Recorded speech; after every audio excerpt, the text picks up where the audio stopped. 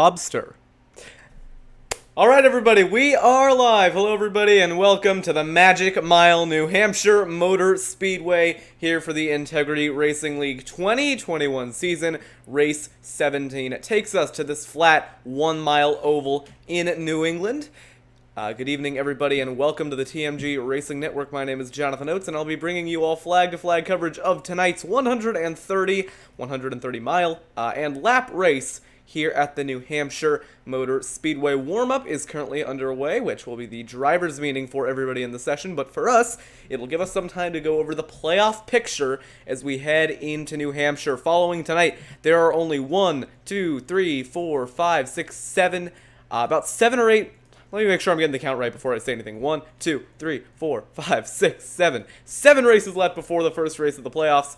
I'm glad I can finally count. I've been struggling with that recently. All right. So there's 7 races left before the playoffs. And at the moment, 10, or not 10 different drivers, 5 different drivers have won and have locked themselves into the playoffs. Those 5 being Caitlin Height, Ethan Lane, Tom Wetmore, last week's winner Jacob Fife, and Brad Patton. Those 5 have locked themselves in. Nick Tarabuck, Alec Daffin, Cody Smith, Todd Thomas, Guillermo Alvarez, Jay Heishman, and Jody Banfield are the 12 drivers, the other drivers that are currently pointing their way into the playoffs. But that bubble is going to be the battle that we're going to have to watch out for tonight. At the moment, Jody Banfield has the final spot in the playoffs by 26 points. Michael Dewell is out by 26 points. So Banfield went from outside the playoffs going into last week's race to inside the playoffs this week's race. He will start again tonight. I don't see... Actually, I do. Never mind. So Michael Dewell and Jody Banfield are both here, so depending on how the stages go, we could see those tables turning a little bit. Only 26 points between them, so 2 stage wins and a win for Michael Dewell would put him back in the playoff picture, but it's going to be hard for him to make up that 26-point deficit. Kevin P. Matz is the second driver outside of the top 12, currently 14th in points, 32 back at the playoff cut line. He will need a lot of strong races if he hopes to make it in. Alan Rowell, 51 points out. Christopher Schetzler, 84 points out. Eric Crow, 89 points out. Brad Fulham, 116 points out. William Dunn, 140 points out. And Lee Pierce, 153 points out. So that'll be the battle that we will have to watch out for tonight, in addition to the battling on track. New Hampshire Motor Speedway, always one of the more exciting tracks we go to on the schedule. We saw that on Sunday in the NASCAR Cup Series with Eric Almirola taking the victory over, I believe, Brad Keselowski in a light-shortened race. We will not have to deal with that tonight. The race will be ending at lap 130, the scheduled distance. There's no rain, no light issues on iRacing, so I think we'll be all fine in that department. One thing we might see that is similar to real life is an upset winner. New Hampshire Motor Speedway tends to provide a little bit of chaos here, so if someone outside that top 12 in points who has enough starts is able to win, then we could see this playoff picture being turned on its head a little bit. I'd look out for maybe someone like, well, I got to make sure they're actually starting before I say anything. Give me a second. I got to make sure I'm going to get this right. Otherwise, I'm going to sound very, very stupid. I'd look for someone maybe like Jay Heishman to advance from 11th in points to being locked in. Maybe they could pull something out here. You never really know at these kind of short tracks. And speaking of New Hampshire Motor Speedway and the way that it's designed, I call it a short track. That's because it kind of tends to race like one with how you got to pass people here, but it is, by definition, an intermediate.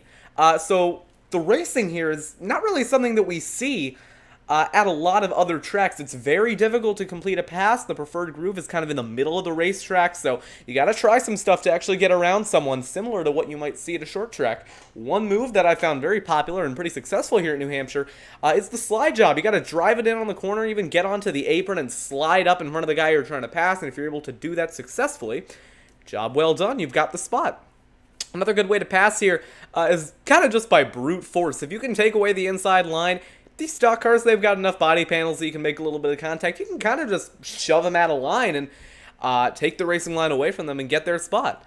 So if you really think about it, it's going to be very difficult to pass here, and this track does race quite a bit like a short track, so I think we're going to see a lot of contact tonight, a lot of beating and banging, and a lot of drivers getting their elbows out trying to complete the pass. Warm-up is now concluded, so we can get the gridding underway. Bit of a preview of what we're going to see in the coming weeks here. Looking at the schedule, there is no race scheduled for next week, so we'll be off a week, and then we'll be back for the second Darlington race of the season on August 2nd, followed by Watkins Glen, Indianapolis Road, Michigan, Daytona, Richmond, and then Bristol will be the final race before the playoffs. So those are the races that these drivers outside of the playoffs will have to try and point or win their way in. 21 cars on display tonight. It's a pretty decent field count here at New Hampshire. Nick Tarabuck scored the pole in qualifying. He is yet to win a race this season, but has come close on many occasions, and is starting from the front row. Another driver to look out for, Dustin Montgomery. He is one of the strongest drivers in the Integrity Racing League field. However, he has yet to get a win. He has started the past 2 races at Pocono and Atlanta, ran very strong in both of them. However, was not able to execute on both occasions, and will start from the front row. Row 2, we have Ethan Lane to the inside of Renato Postigo. Postigo, the winner of Mid-Ohio earlier in the season. In a way, New Hampshire does kind of race like a road course, so look out for him in that number 69. I can't tell what that sponsor is. Toyota Supra. Ethan Lane, another driver very strong at the road courses and a lot of the heavy braking tracks. He'll be starting in third in that high-performance motorsports Chevrolet Camaro. Tom Wetmore starting P5 inside row 3, and Cody Smith will be outside row 3, another one of the strong drivers this season, yet to get a win. Brad Patton appears to be starting from the pit lane, so he will not start inside row 4. That honor will instead go to, I believe, Caitlin Height. Jacob Fife, last week's winner, starts in P8. Kyle Vincent Gilbert outside row 5, and Guillermo Alvarez inside row 5, rounding out your top 10. That is going to be what we're going to be able to get done. Only one pace lap here, so we can't go over the full starting lineup. It's going to be Nick Tarabuck leading the field to green.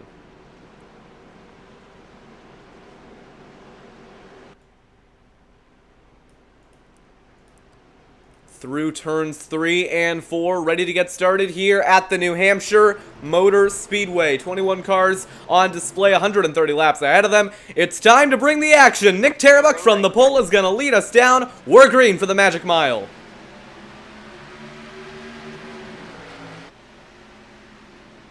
And down to turn 1, Dustin Montgomery on the high side, sends it into turn 1, gets a nice run through the center, and he is going to come out of turn 2 with the lead. Dustin Montgomery to the point early on. He takes away the lead from pole sitter Nick Tarabuck.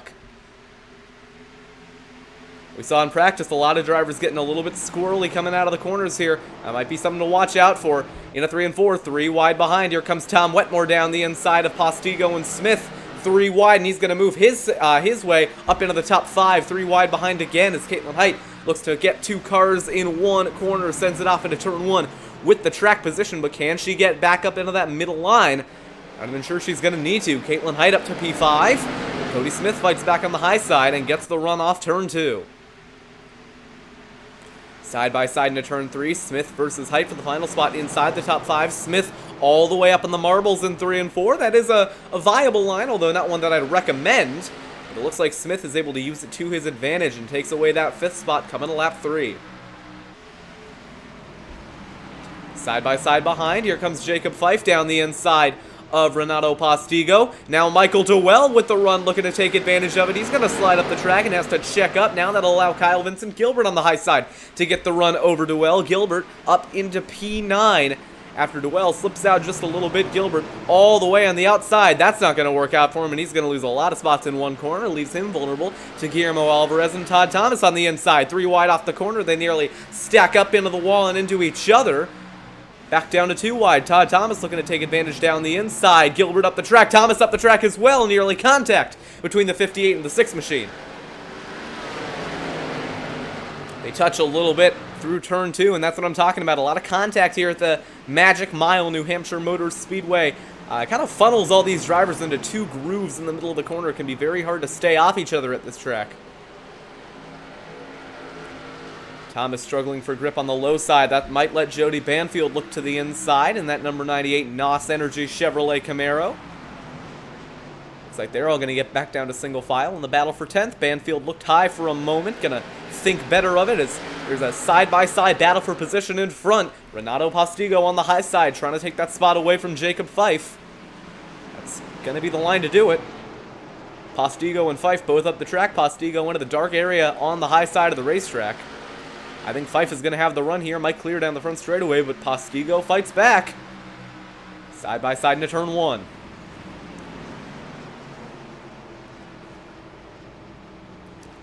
can see Jacob Fife just rolling that center line, keeping his left sides on that first seam on the racetrack, and that gets him around Postigo, but he does not clear up. Not quite ready to be so aggressive too early on. Instead, going to try and get clear into turn 3 here, and now I think Fife has the position that he needs on Postigo. Update on your front runners. Justin Montgomery is running away at the front of the field here with Ethan Lane in second. Nick Terbuck, P3, rounds out your podium, and Tom Wetmore has a bit of a train of cars behind him, but provisionally holds that 4th place spot on the track, although a lot of drivers are looking keen to get around him here. Another thing of note, this entire field of 21 cars is comprised entirely of Chevrolets and Supras. I counted, there is not a single Mustang in the field, which as a Ford driver myself, that makes me just a little bit upset coming around to start lap 8. Wetmore still trying to hold on over Smith and Height. Caitlin Height, the current wins leader, playoff leader with 4 wins on the season. She's been having a bit of a rough patch of races recently, though. Has not found victory lane since we went to Coda. Go on board with Caitlin Height. If I can find the right camera. Just give me a second. Here we go.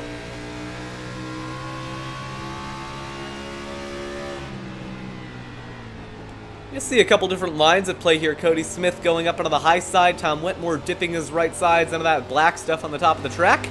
Caitlin Height on the bottom, looking to the inside of Cody Smith. A little bit of a side draft there off turn 2. Oh, we got a battle behind. Kyle Vincent Gilbert might have got stacked up into the wall there. Todd Thomas looking to take advantage. So is Jody Banfield. Banfield and Gilbert getting a little close there off turn 4. As this battle in front is continuing, Caitlin Height finds her way up into the top 5 and drives it deep into turn 1, slides up the track and nearly gets into Tom Wetmore, kind of pushing him out of that second groove there. But that's going to hurt her run off, and here comes Cody Smith on the high side. Gilbert and Thomas still scrapping away behind. Now Cody Smith going to have the line he needs into turn 3. That high line looking very dominant early on here. As Michael Dewell looks to the inside of Renato Postigo. Dewell, one of the drivers that needs a strong run today if he hopes to make the playoffs. And right now he is looking at going up into the top 8. But the thing that I find a little bit interesting here, no one has gone for a slide job yet. And I know it's a bit of an aggressive move to make so early on, but in a way, that's kind of the only way you can pass here. As Caitlin Height continues to look to the inside of Cody Smith. She's been working on this pass the past couple of laps. I just think you need to take a bigger swing at it, particularly on entry. Just kind of got to pack it into the corner and try and get clear before you get to the center, and that's how you're going to get the pass done. I think now Caitlin Height is going to have that spot over Smith. Smith fights back again going into turn 1. Height's got to be a little bit more aggressive here if she doesn't want to lose too much time or front tire grip fighting it out. And speaking of tires, your front tire is going to be very important here at New Hampshire. You use them quite a bit through these very long corners. So you're going to need that those front tires, particularly the right front, to stay on the race car if you hope to be competitive. As Height tries to get clear of Smith again, but Smith fights back up top. She's just got to go for it here. Got to make one big move even onto the apron to try and get that spot away from Smith, but not quite willing to do that just yet. Just trying to take an inch out of him every lap. But it's checking them both up and letting Tom Wetmore get away in front of them. Still side by side into 3. Smith might have gone a little wide that time by. But Caitlin Height still going a little narrow to get the run off, and Smith fights back up top. Still side by side. They've been doing this for the past about 10 laps at this point. As Height's going to try again into turn 1, but it just seems like every time she gains a little bit on entry, Smith gets it back through the center of the corner and on exit. This time, Height pushes a little bit wider, trying to get the spot from Smith. And you can see this is costing them a lot of time to Tom Wetmore. Height finally going to get clear for a second there in the middle of the corner, going to try and get the run off, and now might be clear on exit. No, Smith fights back, side drafting as they go down the front straightaway. And back into turn 1, Smith trying to take away her advantage on entry and stacks Caitlin Height up, and she has to swerve to avoid the door of the 18 car, and they stay side by side. Smith gets the run off again, fights back on Caitlin Height as Banfield gets into the wall behind, since sends the 78 and the 30 and the 83 scrambling to avoid him. Once again, Smith into that PJ1 on the high side. Not sure if it's actually modeled on iRacing, but it certainly looks like it is. And Smith gets clear again, so despite her best efforts, Caitlin Height was not able to get around Cody Smith, and will now have to fight it out with Jacob Fife. These two finished, I think, 1-3 in last week's race with Alec Daffin splitting the difference between them. Daffin was very excited to take the green today in New Hampshire, said it was one of his best tracks, but then didn't show up, so not sure where he is, but I'm sure he's out there somewhere. Because now they're side by side for 6th.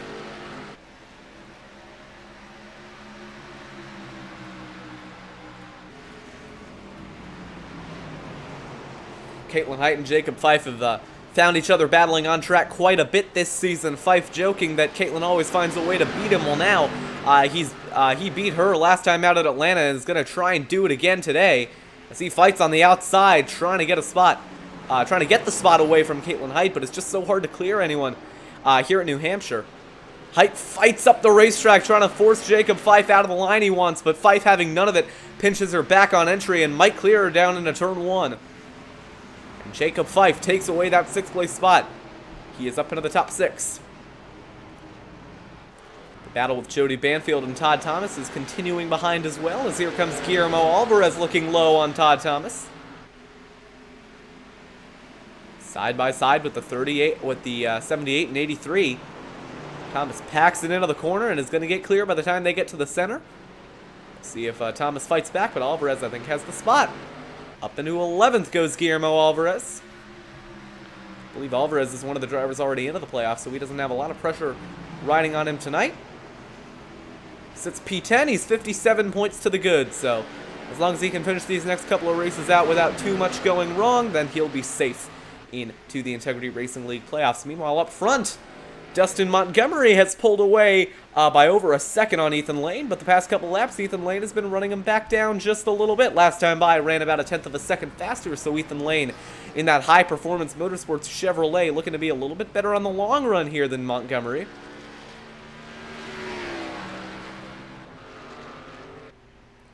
It's back to Cody Smith. Jacob Fife going to be the next driver trying to get around him. We'll see if he can have a better luck of it than Caitlin Height did.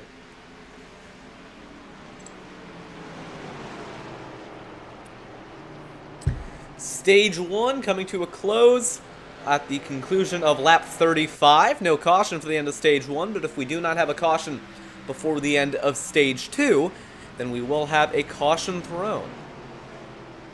As here comes Fife to the bottom, packs it in on Cody Smith, going to try and force him out of position.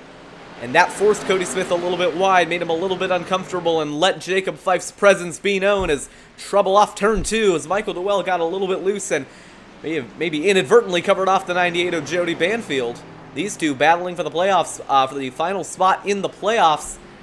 Jody Banfield didn't join this league until a little bit into the season and has made his presence known. He's had a lot of strong runs and even won a stage back at Nashville. Today, he is looking to fight his way into the playoffs. He's 28 to the good, looking to extend that advantage. He's got to run off turn 2.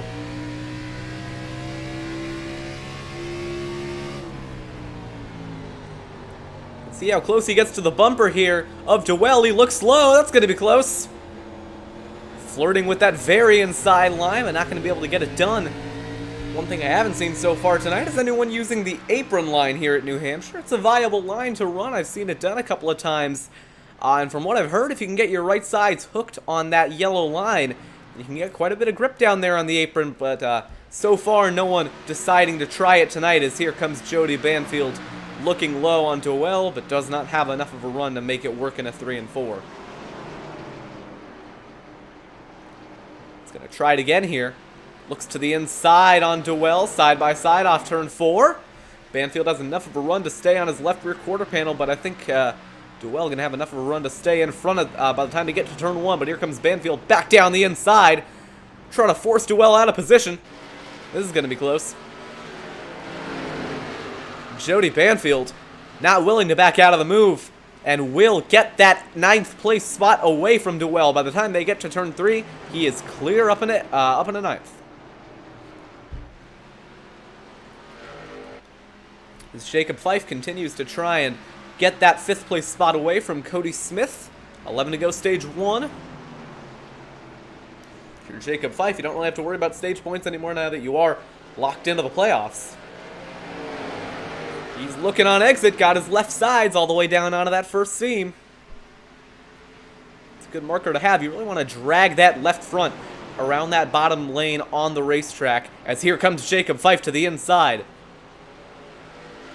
Nice square exit for the 38 car. Going to side draft the 18 of Smith down the front straightaway. Just didn't have enough of a run to stay alongside. Cody Smith back in front by the time they get to turn 1.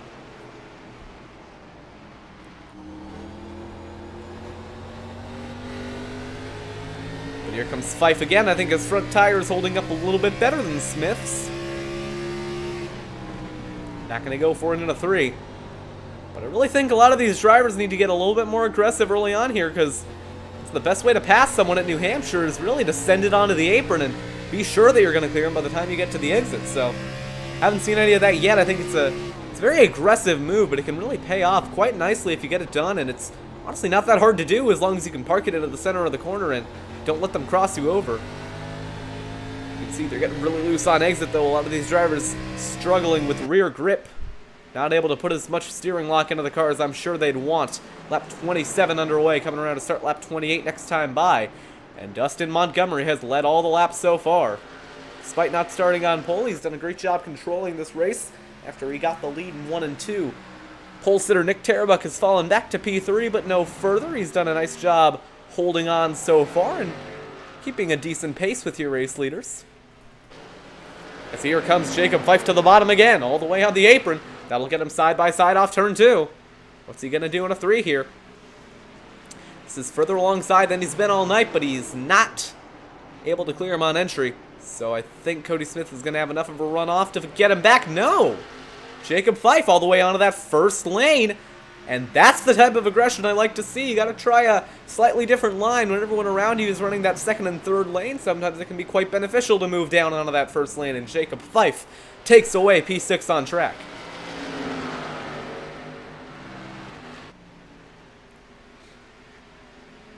Side by side behind between Vincent Gilbert and Todd Thomas. I think these two have been going at it pretty much this entire race. Lap 30 underway. I have also gotten word that, oh, that got a little close there in a 3 and 4, but like I was saying, I've gotten word that fuel is going to last about 80 laps here, but that tires are going to be the real killer. So we'll see if anyone decides to split this race into 2 stops. I'm guessing you could go to around lap 40, lap 80, and then stretch the final stint to 130, or maybe do a 45, 90, 130 type deal. It's Kyle Vincent Gilbert takes away the 11th place spot, or 12th place spot, as they go slamming into the outside wall, and I think Todd Thomas might be calling it quits. He is pulling off the track and escaped from his car. He is done for the night.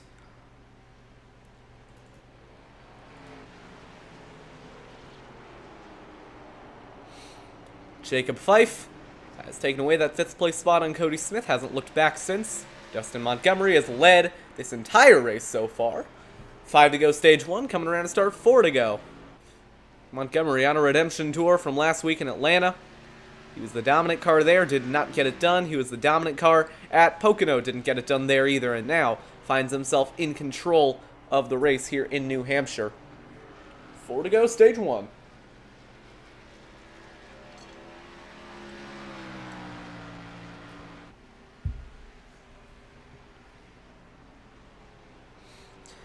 Closest battle on track at the moment looks to be between Caitlin Height and Cody Smith as they go down the back straightaway and into turn 3. Both of them kind of sending it in on that 3rd lane and squaring off their exit. A lot of different viable lines here at New Hampshire, and that is just one of them.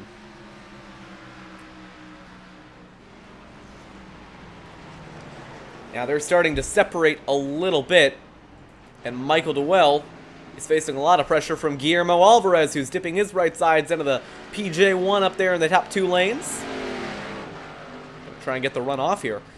Playoff update, Jody Banfield is at this point in time, going to extend his advantage over Michael Dewell on the cut line, looking to score more stage points than him in stage number 1, so even if it's only a minor advantage, it'll still help him out in the long run.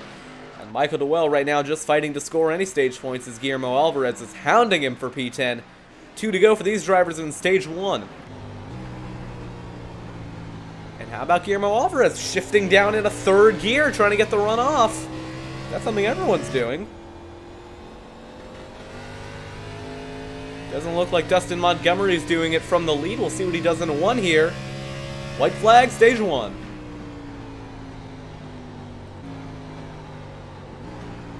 Ethan Lane is shifting into 3rd. Dustin Montgomery is not, but I imagine that doing that downshift into 3rd is going to hurt your tires quite a bit. So here we go. Final spot in the stage points. Alvarez is fighting for it. So is Michael Dewell. A lot of these drivers are near the playoff cut line. How aggressive is Alvarez going to be? In a 3 and 4 here, is he going to pack it in on the apron? He's going to ride in line, maybe give him a bumper. He's all the way up top. They're both chasing each other into the PJ1. But Michael Dewell is going to hang on to claim the final spot in stage 1. Final points paying spot in stage 1, that is. So an extra point to help him out in his battle against the cut line is once again Dewell facing a lot of pressure here from Alvarez into turn 1.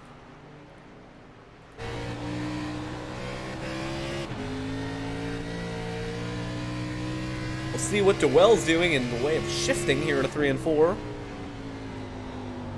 Seems to be pretty hit or miss as to whether shifting is actually going to help you out. I personally am not a fan of doing it at the... Oh, dear. Well, that's a fun iRacing audio glitch, but personally, I've never been a fan of shifting at these kind of typical flat ovals. I know a lot of people like to do it at Martinsville, a lot of people like to do it at New Hampshire. I've never really found it to be a benefit, but then again, a lot of people don't like shifting at Pocono, and I do that pretty much all the time, so it's kind of hit or miss depending on whether you want to shift or not. It just seems to be down to preferences. We got a side-by-side battle for position. Jacob Fife on the outside of Cody Smith. Or not Cody Smith, Tom Wetmore. Fife has rolled it. What am I trying to say? Reeled in, that's the word I'm looking for, is reeled in Tom Wetmore over these past couple of laps. And is looking to take that 4th spot away. So Jacob Fife looking to have a nice long run car here in New Hampshire. We'll see what he can do with it.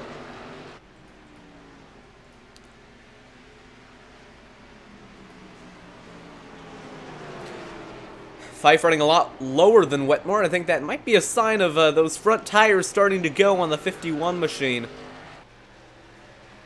Jacob Fife has done a good job conserving his tires and is finding himself with a lot of long run pace here.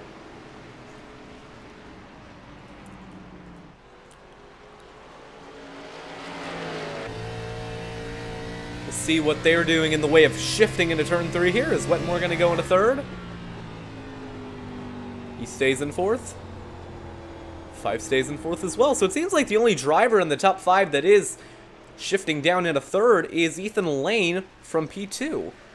I honestly don't think that's the call. I think you want to save your right rear tire a little bit. You at least want to try and save it, and I don't think that shifting is the way to go. Jacob Fife running pretty low on track there, getting his left sides underneath that first seam. He's definitely faster than Tom Wetmore here, but is he going to be able to get the track position on him? That remains to be seen. As he drives in into turn 3 in that second lane, trying to get Wetmore out of position.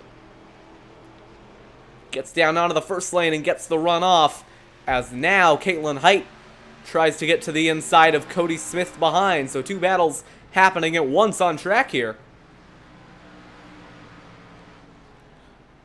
Fife trying to square off the corner a little bit more than Wetmore. He's going to be side by side as they go down into turn 3. Wetmore hanging on for now.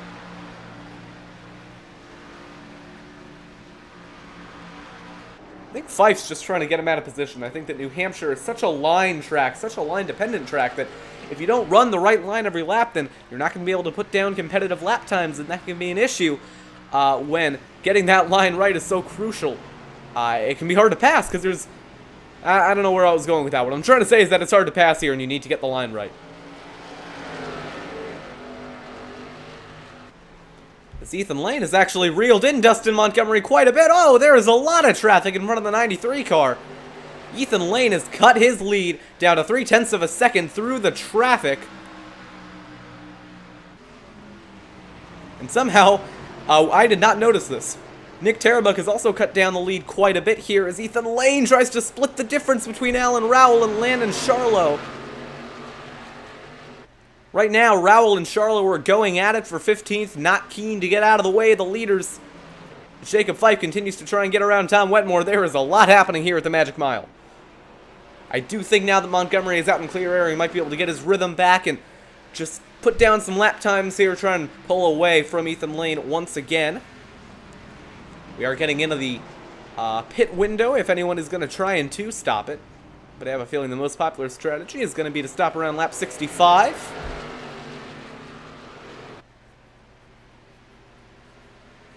That lead is now 0.5 of a second.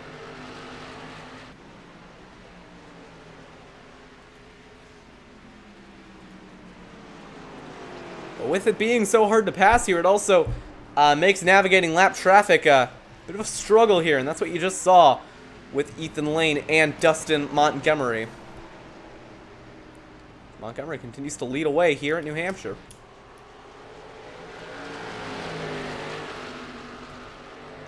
Lane nearly tags the wall there out of turn 2. But everything kind of going back to a stalemate here as Ethan Lane continues to try and run down the number 93 of Dustin Montgomery. Montgomery's just been really dominant so far today. No one has really been able to challenge him out front. That Matt Black, number 93, going strong here at New Hampshire.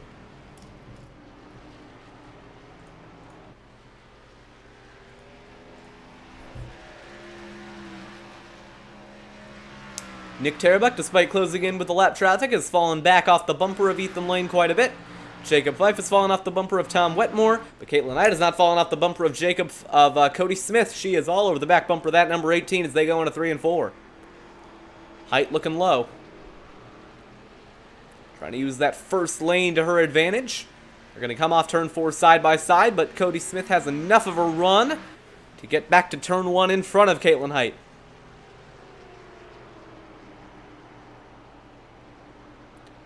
Now Height still trying to force Cody Smith out of position, and she is going to get the pass done out of turn 2.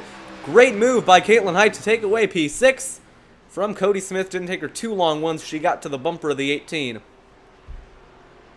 How about another playoff update? Jody Banfield going strong in P8 right now, only 1.4 seconds away from P7 Cody Smith. He's put together a very solid race so far. Not quite as impressive as it was last time out in Atlanta, but still very solid job done by Jody Banfield.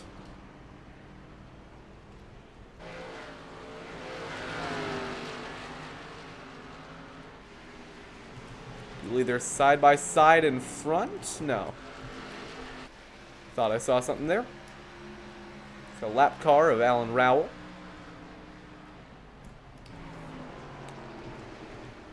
Well, in doing all that zooming in a little bit earlier, I've unintentionally messed up some of the cameras, so we're going to take a quick break and we'll be right back.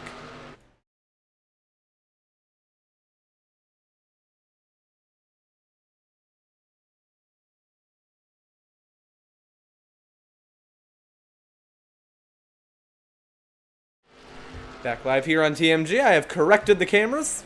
Not much has happened in the time we were gone, and by not much, I mean literally nothing. Everyone just kind of riding around right now. Other than maybe Guillermo Alvarez trying to still get around Michael Dewell. He's been working on this pass for quite a while now. Lap 50 now underway.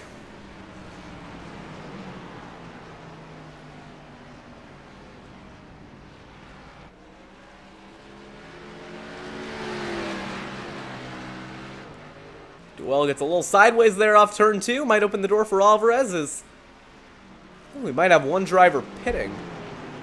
Oh, never mind. By the way, Brad Patton.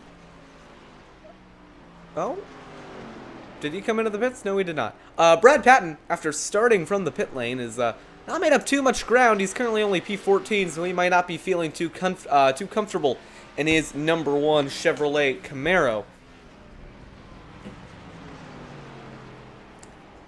That might have been why he decided to start from pit lane.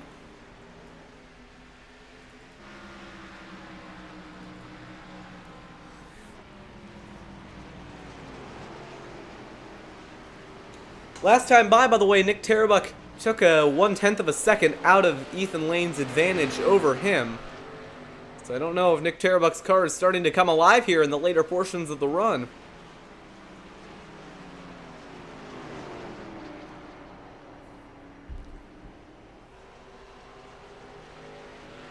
Let's see what the lap times are this time by. Ethan Lane runs a 32.917. Tarbuck runs a 32.821. So he is closing in on Ethan Lane just a little bit every lap. Alvarez still trying to get around Dewell. This battle's been going on for a while now.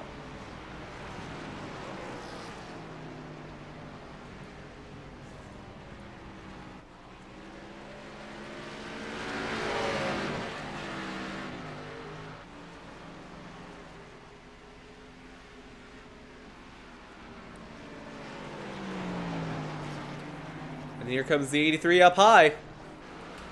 Trying to get the run off turn 4 and get to the inside of Dewell. Nothing there.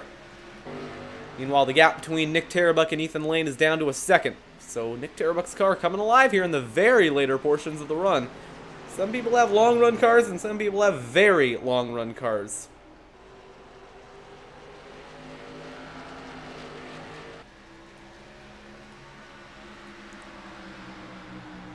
Eight-tenths of a second now between Tarbuck and Lane. And less than 8/10 of a second between these two. Alvarez and Dewell have been going at it for a while now. Alvarez needs to just make a move to the inside. He's going to go for it here in turn 1. That's just what he needed to do. That's even more what he needs to do. He's got to push that 88 wide, get his elbows out a little bit. That's how you get a pass done quickly here at New Hampshire. Trying to break the side draft down the back straightaway, going into turn 3. Alvarez packs it in. He'll take that spot away from Dewell.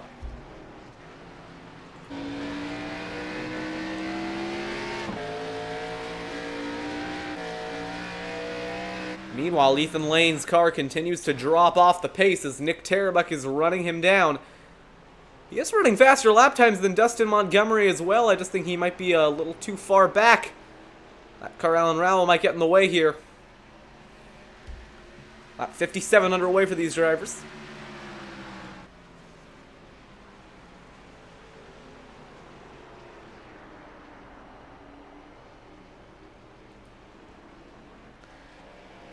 And now, if you're Nick Tarbuck, you got to get that 94 car out of the way. He's probably not too happy on the radio right now, but at the same time, it's not always the lap car's responsibility to get out of the way, but it's compromising his line a little bit, I think. This is not good for the battle between these two. We'll get the run off turn 4, look to the inside. Side drafting the number 94. Just trying to get him into 1 here. Rowell not putting up too much of a fight once they get side by side, but to actually get side by side was quite the effort for Nick Tarbuck. 58 underway.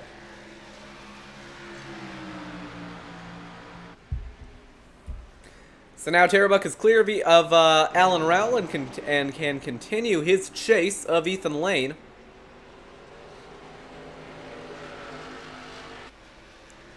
Even with the lap car, though, he was the fastest on track last time by. This time was a little bit slower than Ethan Lane.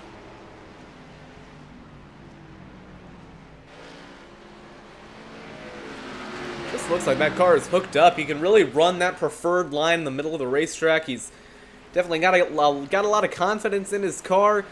He's very safe to the playoff cut line, I do believe, so I don't think that he has too much to worry about in that regard. He can just go for it.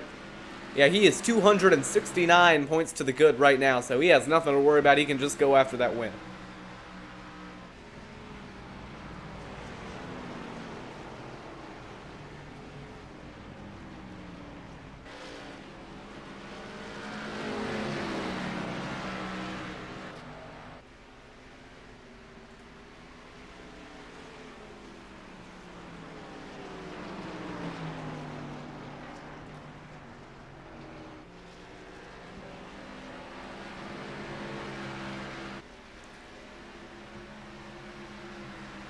So the gap now between Nick Tarbuck and Ethan Lane remaining steady at just around 0.6 of a second.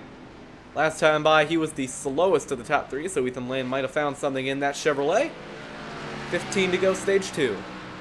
And since we have not had a caution yet this race, we will get a competition caution at the conclusion of stage 2.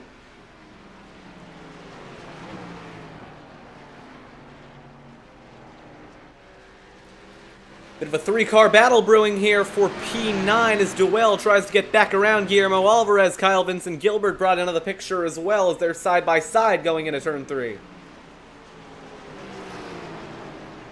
Kyle Gilbert putting together a solid run after hitting the wall a couple times early on. Maybe looking to take them 3 wide here. There's enough room to do it. Gilbert sneaks to the outside of Duell, who could not get the run off turn 4. Side-by-side into turn 1. Gilbert up the track, Duell on the bottom, trying to hook his left side tires on the apron a little bit. That'll squeeze Gilbert into the wall and get Duell loose. That could have been bad, but Kyle Vincent Gilbert moves his way up into the top 10.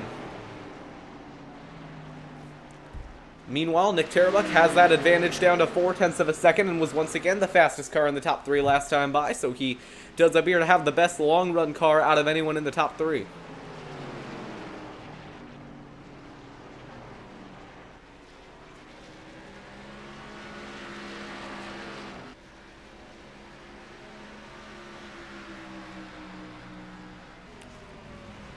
Getting very, very close now between these two. I think Terabuk is going to start sizing up a run here. Saw right there in turn 1 and 2, he just had such a better center of the corner. I think Ethan Lane tried to arc it out a little too much to square off his exit. Now Terabuk actually trying to match that line, trying to get a better run off to try and get side by side with him in a turn 1, but he cannot get the run. Lane remains in front for now. 11 to go, stage 2. You'll see again Ethan Lane all the way up the track out of those first 3 lanes, but it just gives him such a good run off.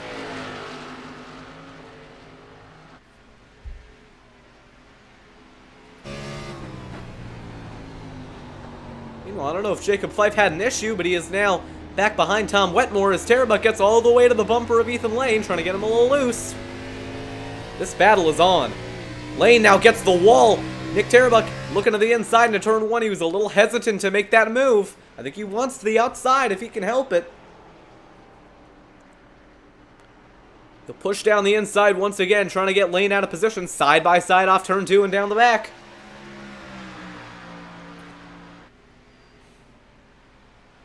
Into 3 and 4. Gilbert looking to dive down off that third lane. Or sorry, Terabuk looking to dive down off that third lane. Down the front straightaway lane. Tags the wall a little bit, but not enough to get Terabuk alongside. Winding down the laps here in stage number 2. Keep in mind there will be a caution at the end of stage 2, since we have not had a caution so far. Will be a competition yellow as into turn 3. Is Terabuk going to make his move this time by? Stays in line for now. Both kind of running the same line here, but I think Terabuk might have to try something a little different if he hopes to get around Ethan Lane. Now he gets a run off turn 2, or turn 4. Doesn't look to the inside. Lane sends it into the corner. That'll hurt his center and exit. Maybe not, though. He got the car rotated. Terabuk still beats him off the corner. Nose to tail as they go to turn 3.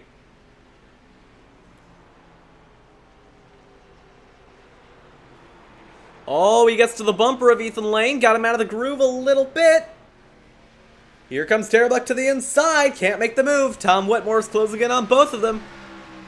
Lap 69 underway. 7 to go, stage 2.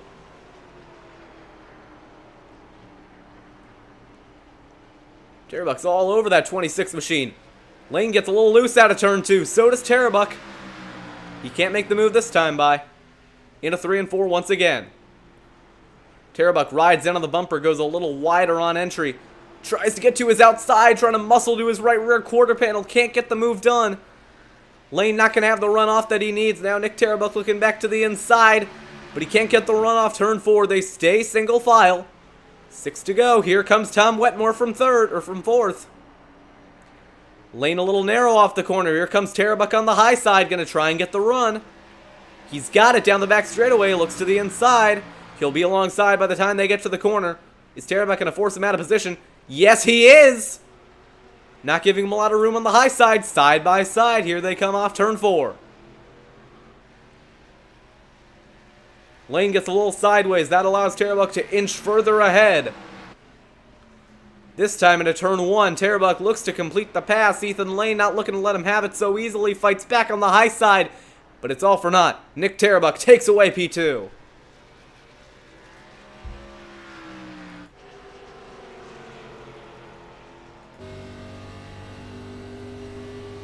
All right, man. Caution is out. Caution is out. And a caution on the racetrack.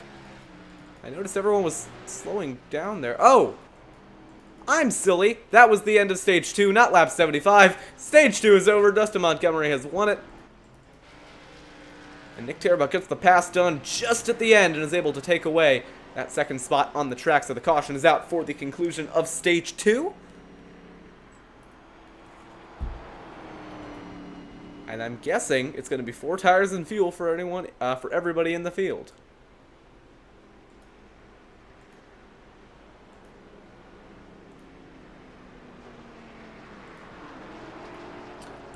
See if anyone's going to risk it on 2, but I doubt it. Pit road is open, and here comes the field.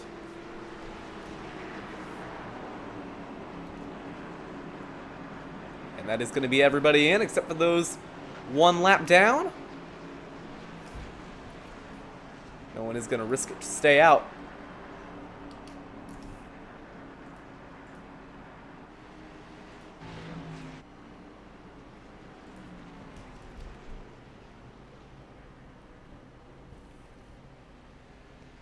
So everybody in, I do think it's going to be 4 in fuel for the field.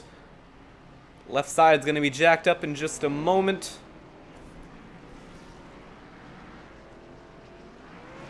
Dustin Montgomery wins the race off pit road. Nick Tarabek P2. Tom Wetmore. Actually, I think Wetmore might have beaten Tarabek out of the pit lane, so a good stop by the 51 crew is going to get him a little bit of track position. So as suspected, the entire field elects to take 4 tires. Except for Guillermo Alvarez, who's staying out on track. I don't know what this is about. He might just be looking to lead the lap. Guessing that's what it is. Try to get a lap led on the race because, hey, why not? Or maybe try and get a slight tire advantage? I'm not quite sure.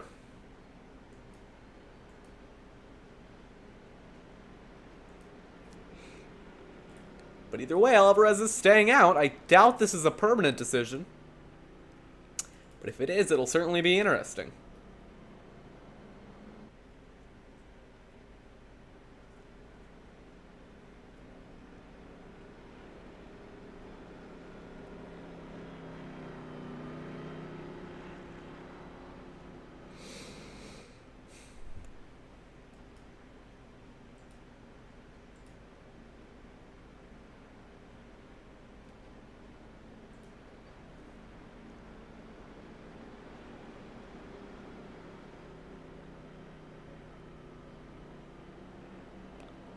Alvarez staying out. This is a very interesting decision on his part.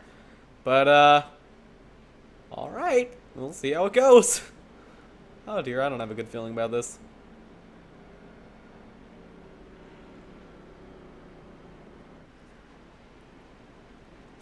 Hey, you know what? Why not, right? You gotta try something.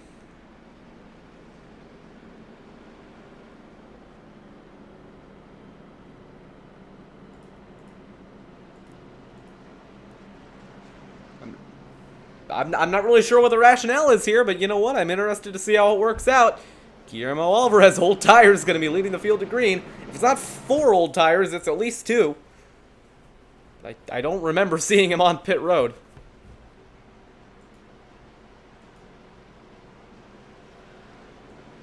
In fact, I can even get a confirmation here. Was it 4 tires?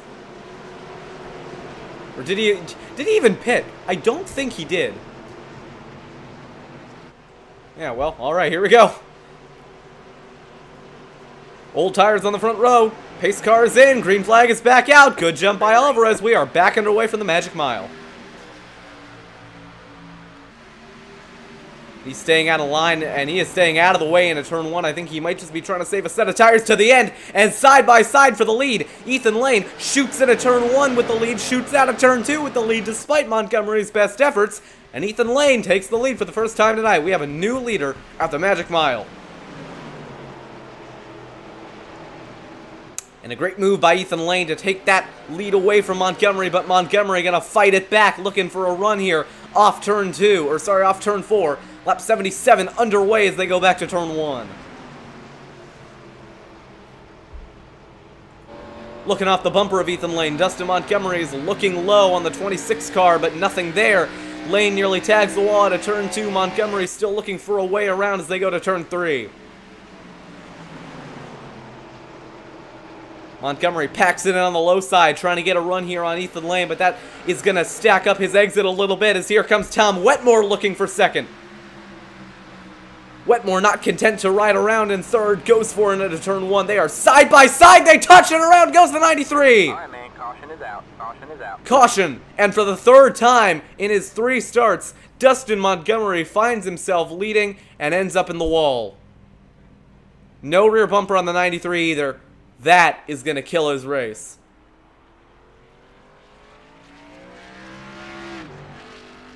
And I can't imagine Montgomery's too happy about that, but I don't think he gave Wetmore enough room into turn 1. Let's take a look and see what happened.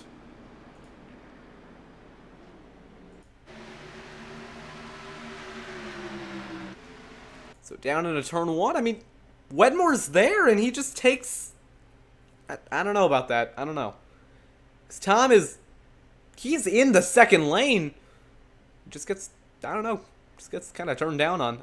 It's hard for me to put that on Tom. Montgomery backs it into the wall. Not much he could do about that, really, but... Just don't understand the decision by Montgomery to go down that low. I don't know. I think he could have given him at least a little bit more room. Take a look at it again. Yeah, I mean, Wetmore's there, and he just can't make the corner with that little space.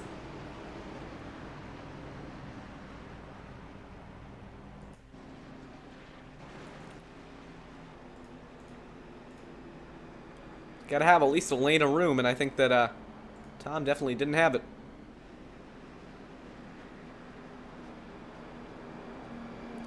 I'm curious to get his perspective, so why don't we bring him up into the broadcast booth. Tom, Jonathan Oates, TMG broadcast booth. He just got involved in a bit of an incident there in turn 1 and 2.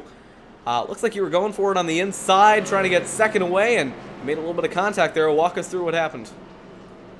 Yeah, we're hard racing here in New Hampshire. We're all fighting for a lane and a half there, and it looks like Dustin and I just came together there in turn 1. So I'll have to check the replay after this one. Him and I both are in a disagreement, so I'll have to check it, and probably, you know, if it's mine, I'll own it and issue him an apology, that's for sure. I certainly hate to see hot contact on the track, and I'm sure that's not what the guys at Tube Tech want to see out here either. And Tom, we saw in the last run there you were running pretty solidly early on inside the top 5, but then at the end, you got pretty close to that battle for second. How's your car feeling on the long runs?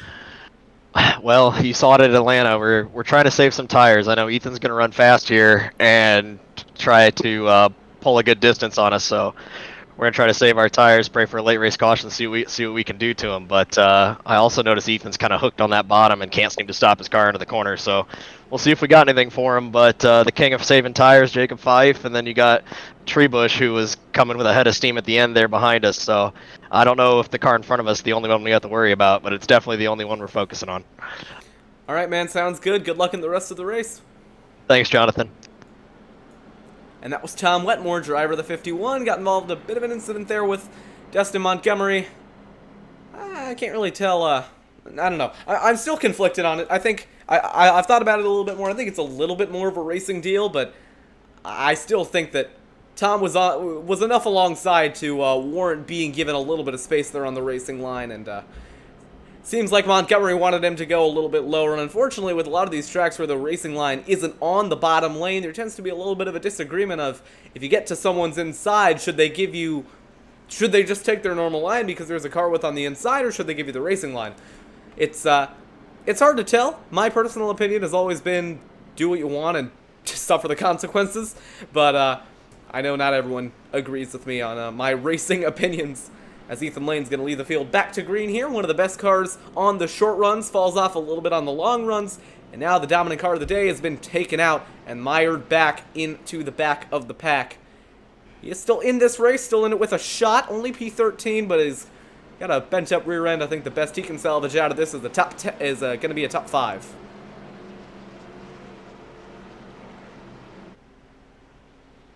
See Jacob Fife warming up his tires.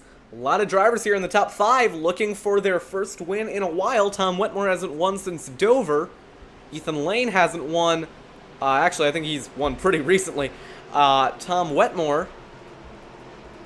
I already talked about Tom Wetmore. Jacob Fife won last week, but Nick Terabek hasn't won at all this season. Green flag is back out. We are back racing. Good restart by Ethan Lane. Kind of stacked up the inside line, but a good restart by Tom Wetmore as well. Didn't fall too far back. Down into turn 1, the top 4 goes single file. But here comes Michael Dewell from nowhere up in a P5. It's been a great second half of the race so far for Michael Dewell.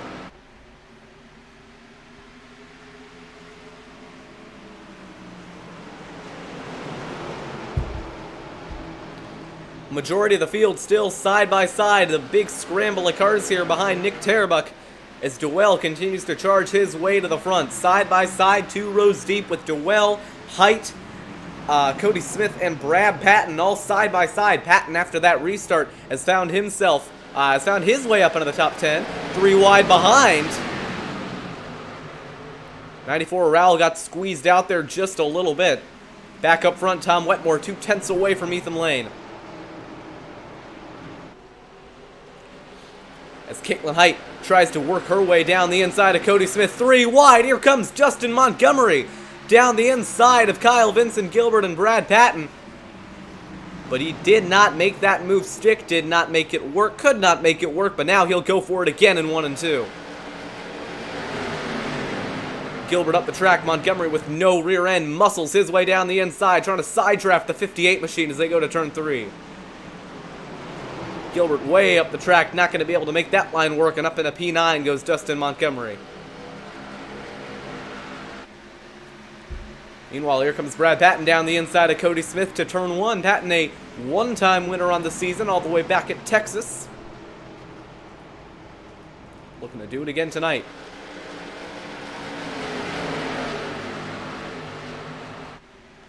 Sideways off turn 2 goes the 58 of Kyle Vincent Gilbert. That might have stacked up a couple of cars behind him. Gilbert has fallen just to the outer edges of the top 10 and is under pressure from Renato Postigo. Meanwhile, Montgomery looks to find his way down the inside of Cody Smith as Patton and Smith are going at it for P7.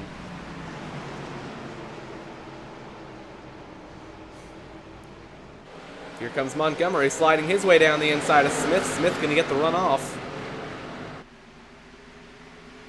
Ethan Lane still running away at the front of the field.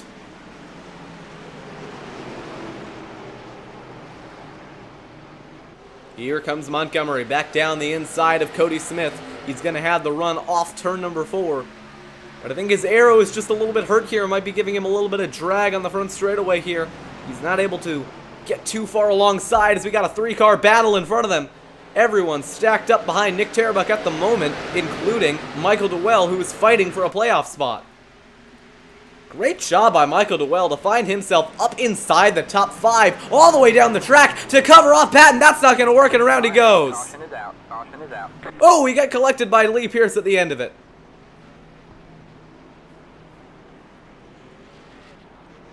And I was just talking about how Dewell was putting together a great run here, and he gets spun in turns 3 and 4. Third caution of the night is out. All right, let's take a look at a replay. I just think he was trying to cover off a move from Brad Patton, but unfortunately Patton had too much momentum to stop. Dewell didn't give him enough room on the inside. Gets tagged, and around he goes.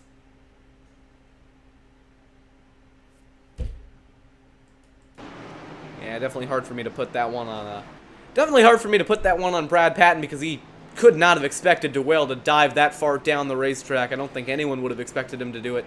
Luckily, Patton didn't end up with too much damage out of that, but I mean, you can just see on board with Patton here. I just don't think he had a way of knowing Dewell would come down that far.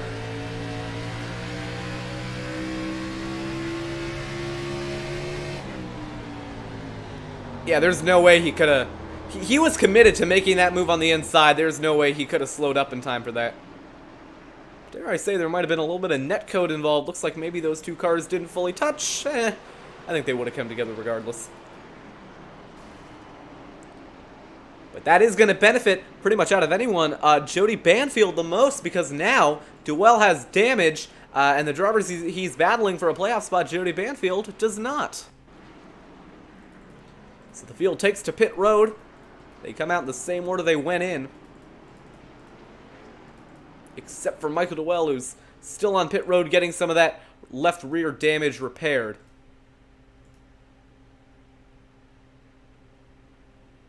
We bring him up into the booth, get his perspective on the incident. Michael, Jonathan Oates up in the TMG broadcast booth. You got a copy? Hey, what's up, bud? Yeah, well, we just saw you got involved in a bit of an incident there down in turn 3. You and Patton going for the same piece of real estate. You came together. Walk us through your perspective of the wreck. I saw him coming, and he was kind of running the low line there, so I kind of picked the middle there, and I guess he drifted up a little more than he thought, and I guess admins are saying net code and kind of spun me around, and my race is over, but it just hard racing. I mean, it's loud. Yeah, you say your race is over, but how bad is that damage to the right rear? Because it doesn't look too bad from the TV cameras. The rear ain't bad, but my wheel is kind of turned 90 to the right, just coming to pit road, and I'm looking at 9 minutes of repairs. I'm just going to call it a night and worry about Watkins Glen. All right, man. Well, definitely an unfortunate end to your night. You are still battling for that final playoff spot, though, with Jody Banfield, and you're going into Watkins Glen in a few weeks' time. How are you looking at the next couple of races here? Are you optimistic about your shot? Well, I'm good at Watkins Glen. I don't have a problem with that track. I think I could probably squeeze out a top 5 and beat Jody. After that, I don't know. There's a race or two in there that might be a miracle. All right, well, unfortunate end to your night, but good luck in the next couple of races. I'm going to go ahead and send you back. All right, appreciate it. Hi, Nancy Wetmore. And that was Michael Dewell saying hi to one of our viewers. Unfortunately, his night comes to a close. I guess that hit from Lee Pierce was a little harder than we anticipated, and that has also taken out the number 28 machine. Jim Fife retired as well, presumably due to an unrelated incident. His son, though, Jacob Fife, finds himself up in P3. So Jacob Fife looking to go for the win here for the second week running. Ethan Lane looking to go for the win as well, along with Tom Wetmore. Lane, I believe, going for his 3rd win of the season. Wetmore going for his 3rd as well. Fife going for his 2nd. And Terrebuck going for his 1st. Brad Patton going for his 2nd as well. And Dustin Montgomery going for his 1st in, I believe, only 3 starts.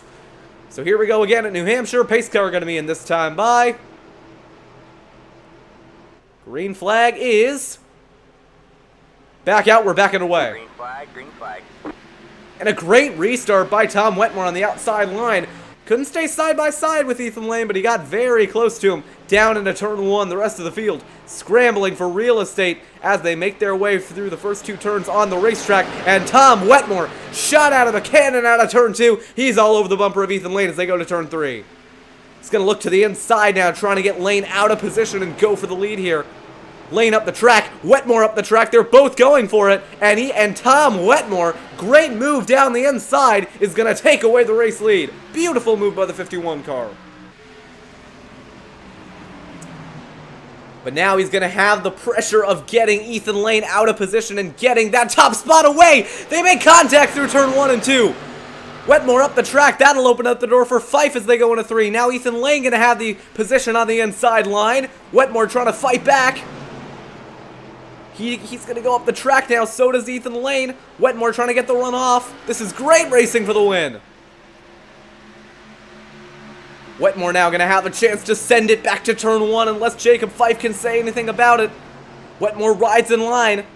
Montgomery from for the 3rd row as well, trying to get up here in the fight for the win.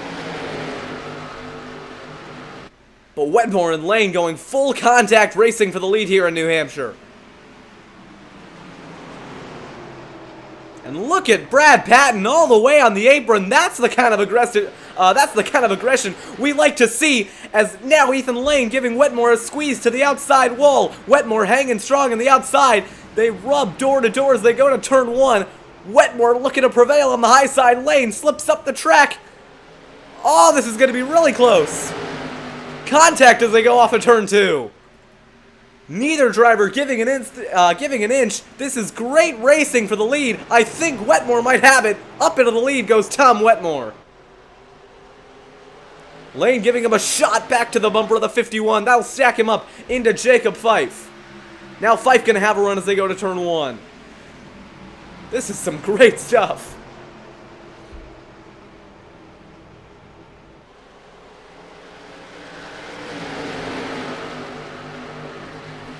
But that's the kind of aggression we like to see here on TMG. Two drivers going at it for the win, neither one giving an inch. It's amazing stuff to see as they're 3 wide behind. Brad Patton looking to split the difference between Montgomery and Nick Terrebuck, as Dustin Montgomery, despite not having a rear bumper, is fighting hard up in the top 5. Ethan Lane not ready to give up this race lead, not ready to give up the fight. He sends it back down the inside of Tom Wetmore. Side by side as they come off of turn 2.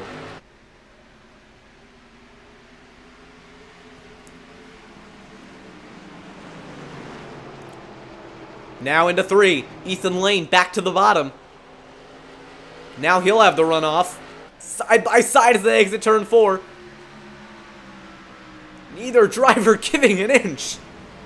A little bit of netcode now. This will send him spiraling into the wall, but as of now, this is incredible stuff as Lane tries to get clear on the inside. Wetmore fights back up top. He's going to have him clear down the back straightaway. Lane with another send to the inside. And this is terrible for these drivers' tires, but it's great for the broadcast. Another squeeze by Lane to the outside wall on Wetmore. Oh, they touch again! This is incredible! Lane trying it again on the inside. He's going to slide up the track.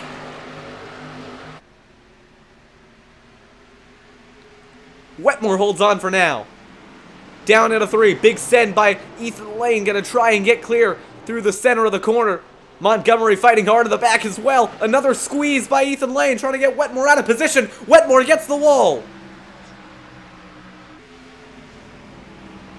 Maybe a centimeter between them as they go to turn 1.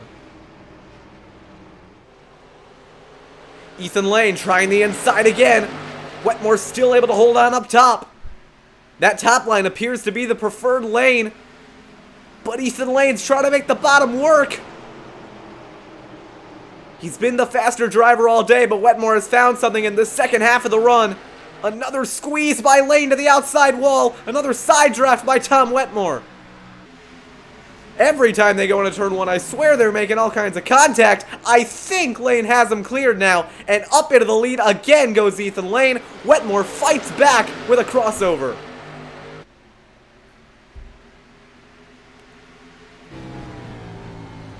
And how aggressive will Wetmore be for the lead here? Ethan Lane, one of the most aggressive drivers in the series, fighting hard for this race win. And he is going to pull away off turn 4.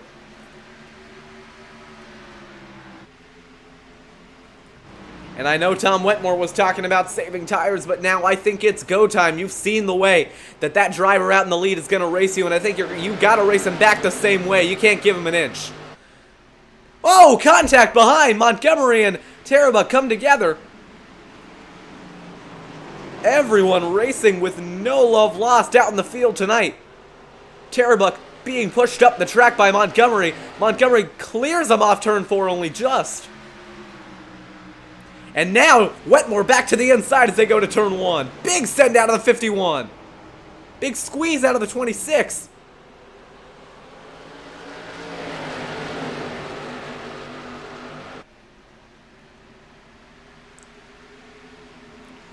I don't know, I just think Ethan Lane's starting to feel the pressure. We saw Wetmore close back up to him as here comes Patton down the inside, trying to get that spot away from Montgomery. Patton running the apron line, the only driver in the field to do it. But it's going to check him up off turn 4, and let Nick Tarabuck get back around his outside. Once again, Patton with another send.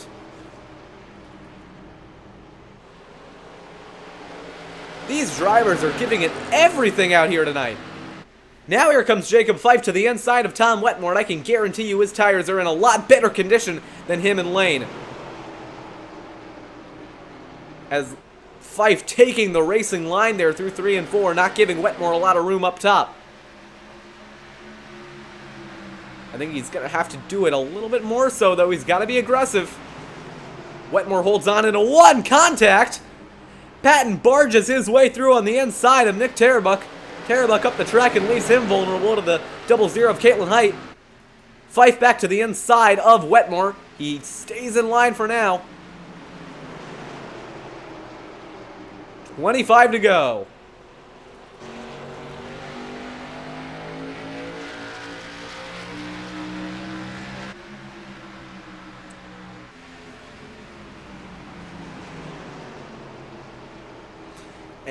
And keep in mind, Dustin Montgomery is back in the fight as well. He's been the best driver on the long runs, or at least one of the best drivers on the long runs so far. He isn't better, I'd say, than Nick Tarabuck in the long run, but he has enough short run speed to make up for it. As he's back down the inside of Jacob Fife.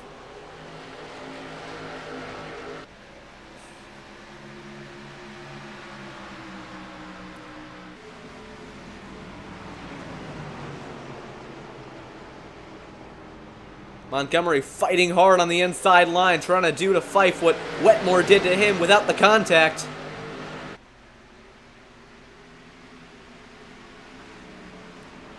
Everyone in this field racing as hard as they can right now.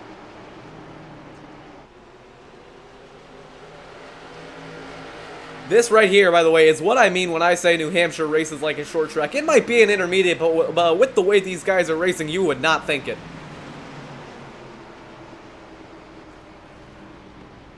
Once again, Montgomery looks to the inside through 3 and 4, or 1 and 2. Nearly contact between him and Fife. That's going to let Patton look to the inside of Montgomery. Patton, another one of the most aggressive drivers in the field, dives it off into 3 and 4.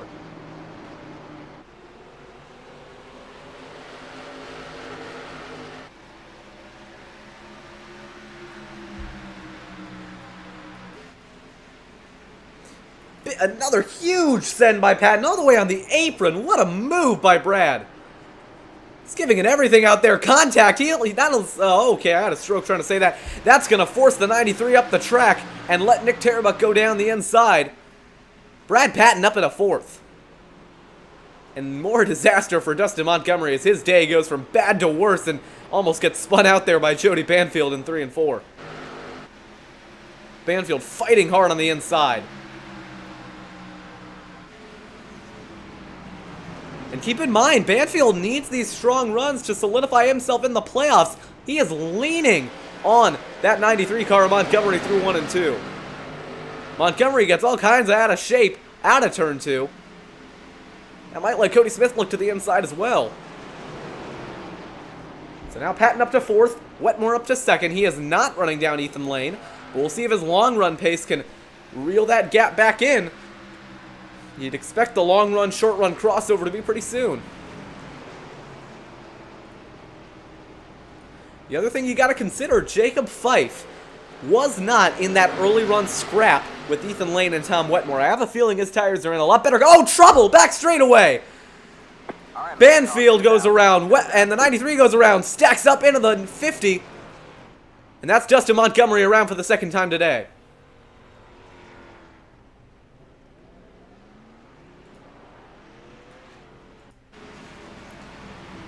And he just came together with the 98 of Banfield. Both these drivers racing aggressively. Banfield for the playoffs, Montgomery for track position.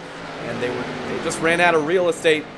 Oh, actually, no, they did not run out of real estate. I think Banfield got a little loose on the high side, and that sent him into Dustin Montgomery, which sent him spinning all across the racetrack. Collected Kevin P. Matz and Alan Rowell. But, I mean, you can just see here, if we switch to the chopper cam, watch the 98 of Banfield coming out of turn 2. He just gets a little loose on the high side. Yeah, he just gets that little bit out of shape down into the 93, who gets tagged again. And Montgomery decides to try and save it, doesn't lock it up, and unfortunately gets right into the front bumper of Kevin Matz and sends Alan Rowell scrambling to the grass. Who ends up taking the road course here on the infield. Why don't we go on board with Kevin Matz? Actually, no, because we got to figure out who's pitting and who's not. Looks like everyone has decided to pit. That might reset the whole long run, short run thing, but what it will do is it'll give the field another shot at beating Ethan Lane.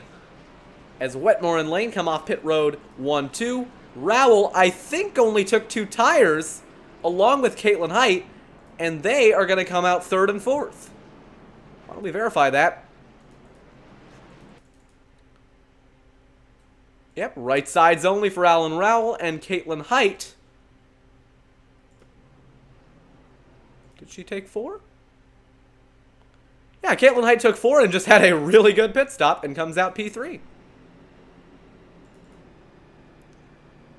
So now, Caitlin Height finds herself P3.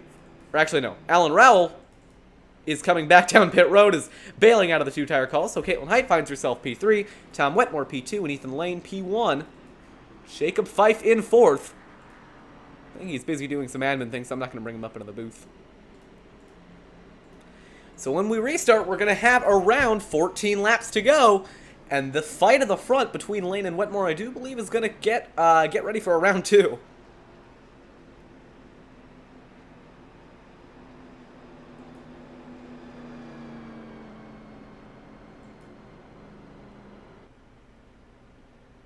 Whoa, slow car, back straightaway. Landon Charlo. Looks like he's slow on the back. Luckily, we are under caution, so everyone's going to be able to avoid him. 4th caution of the night currently. It looks like we are setting up for another fantastic Integrity Racing League finish. We saw one last week at Atlanta. We've seen quite a few this season. And with these two, the front row, I think we could be setting up for a 3rd.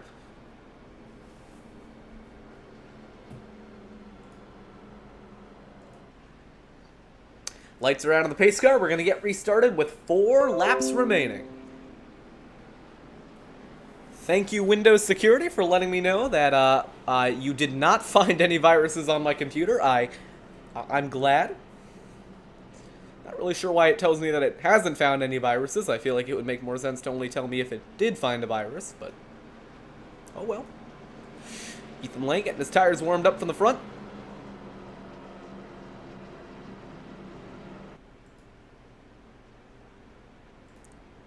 Here we go. Setting up for a restart. 14 laps remaining at New Hampshire. Tom Wetmore and Ethan Lane have battled it out once already. We're getting set for round 2. Watch for Wetmore to get a good restart. Watch for Lane to try and jump it. Pace car is in. Is almost in. Okay, now it's in. Green flag already. Lane is down and away. Green flag, green flag. And a big jump by Ethan Lane as he gets down to turn 1. Nice and early on the power. That's what you want to do here on iRacing. The restart rules tend to be quite lenient. Side by side for 3rd off turn 2.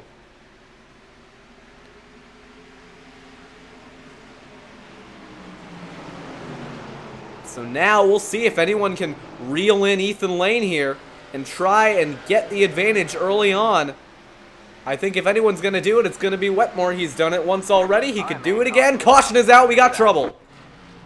Couple of cars slow on the front straightaway, one of them being Brad Patton. Landon Charlo looks like he was turned around. Caution is out again.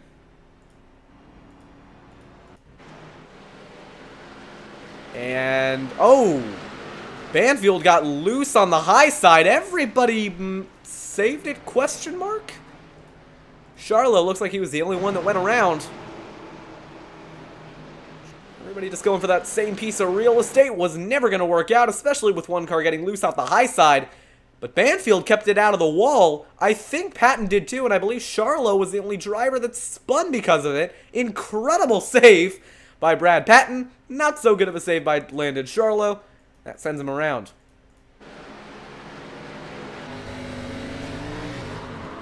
Actually, he had it. Oh, okay, that's kind of interesting. It looks like he had it saved, and then had it saved. He slides, gets it going, might have gotten tagged by Patton, and around he goes into the wall. Alright, 12 to go. Ethan Lane in the lead again. This is going to give Wetmore another shot to stay side by side after the restart. I just think that Ethan Lane caught them napping there with how early he went last time by. Ethan Lane, not known to be the cleanest driver in the field, but clean racing isn't what gets who wins.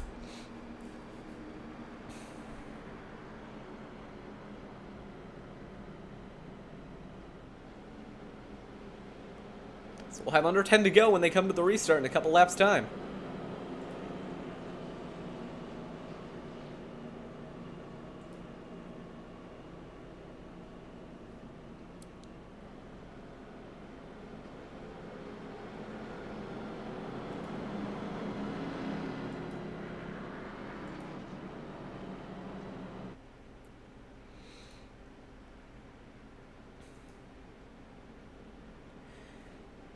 So, under this fifth caution, why don't we go through the running order of the top five? It's Ethan Lane leading away, going for his third.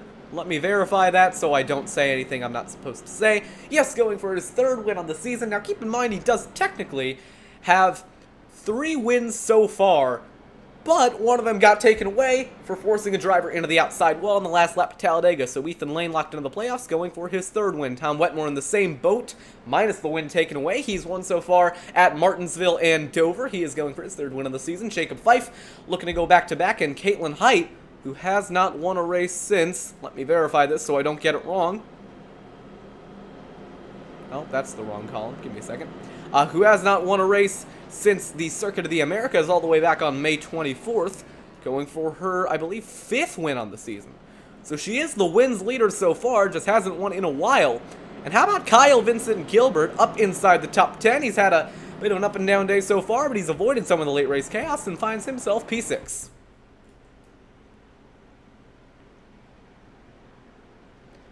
Nick Terbuck going to be lining up on the inside line, row 3. And he is going for his first win of the season. He's come close a couple of times, mainly came close at Dover, but has yet to execute on a win. He will be looking to do that tonight.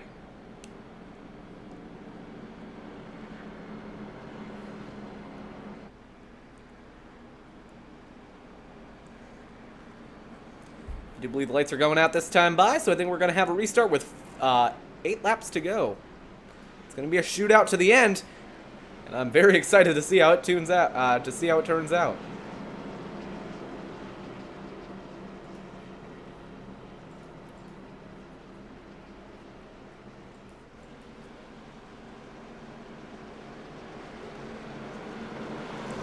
Get your picks in now. I have a feeling things are about to get a little bit wild. We've seen a lot of times in the Integrity Racing League that late race restarts get a little chaotic. If Tom Wetmore, who's been able to hang pretty strong with Ethan Lane so far, can hang strong again, Lane trying to give him a little bit of a door slam. I don't think these two are very happy with each other, but I'm excited to see how the race turns out. If Tom Wetmore can hang strong again, then we might see an all-out duel to the finish line. Pace car going to be in this time by. Green flag. Green, green, green. And a great restart by Tom Wetmore. That is really close to the bumper of the 26 machine. But here comes Jacob Fife. Not going to be alongside by the time they get to turn 1. The rest of the field staying single file or double file, I should say. But everyone able to keep it out of trouble down the back straightaway. Oh, there they go! Trouble back straightaway. Caution is out. Caution is out. 2 cars involved. Brad Patton involved. Nick Terbuck involved. Trouble. Just... I jinxed it. I said they all kept it out of trouble. They did not keep it out of trouble. The crash on the back straightaway brings out our 6th caution of the night.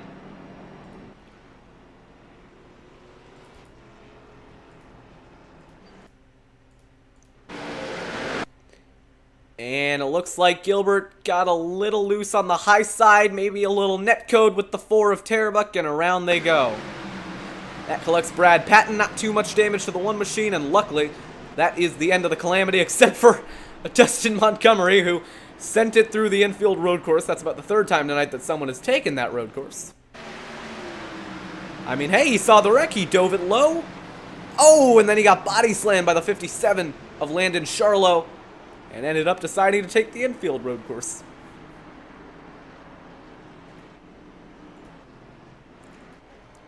So Ethan Lane has maintained the lead, but not in the cleanest way possible. He gave Tom Wetmore a little bit of a door rub coming to the restart. It's been very aggressive between these two so far.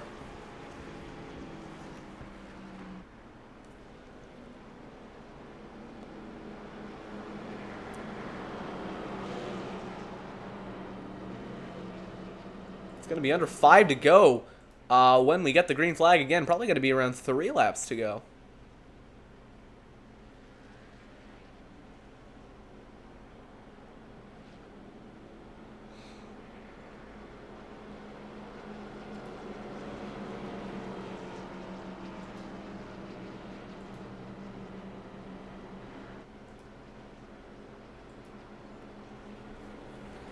I don't know. I just think that with the restarts that Ethan Lane's been getting, it's going to be hard for him not to execute on this race. But keep in mind, as long as Tom Wetmore is in bumping range, I mean, these two are not afraid to get their elbows out. We've seen that many times this race so far. So if it comes down to it, if I'm Tom Wetmore, I'm shoving that 26 car out of the way.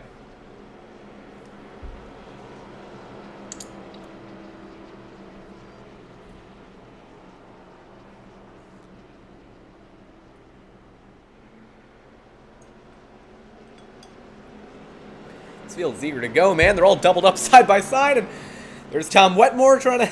I don't know if he's doing a Kyle Busch throwback trying to wreck the pace car, or if he's just trying to show Ethan Lane where he wants to be at the end of this race, but a lot of mind games going on between the two.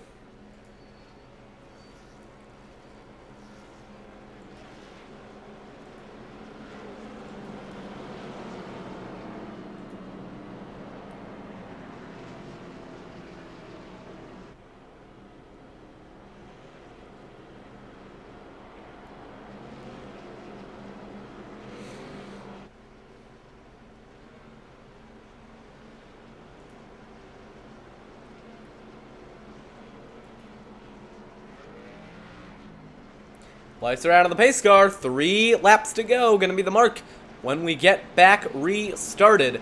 Tom Wetmore, he's had a lot of practice on these restarts now for him to get Ethan Lane here. Both these drivers are hungry for another win, and if they take each other out, we got Jacob Fife and Caitlin Height waiting in the wings.